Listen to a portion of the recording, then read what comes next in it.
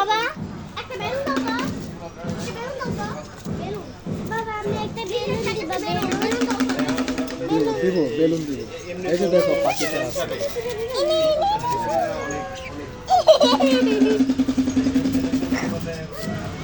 ভয় পাবে?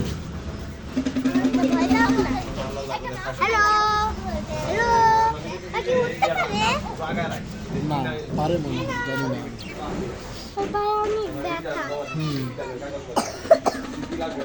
বাবা